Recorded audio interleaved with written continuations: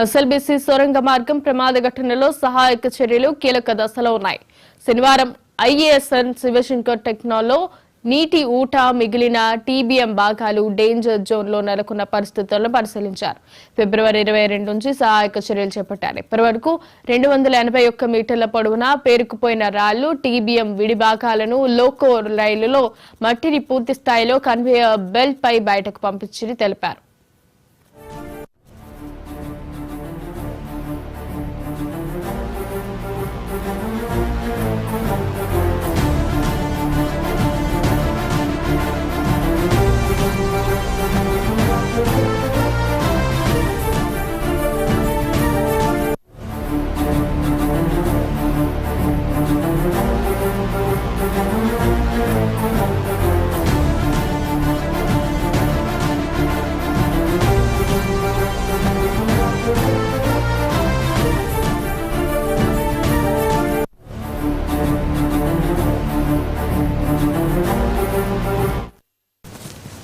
ఉబికి వస్తున్న నీటిని భారీ సామర్థ్యం కలిగిన మోటార్లతో ఎప్పటికప్పుడు కృష్ణా నదిలోకి మళ్లిస్తున్నారు.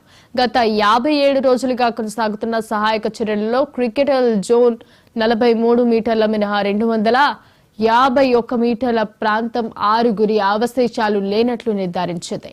మిగిలిన మరో 43 మీటర్ల పరిధిలోని క్రిటికల్ జోన్లోనే 6గురి అవశేషాలు ఉంటాయని భావిస్తున్నారు.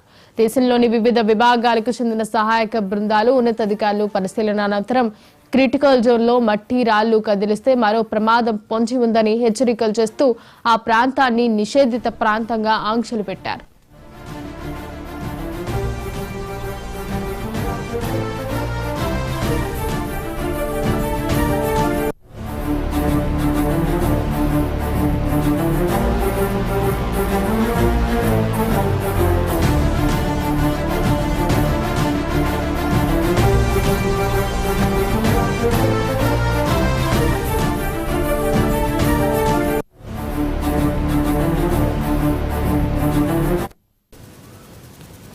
ప్రస్తుతం ఆ ప్రాంతమే అధికారులకు సవాలుగా మారింది.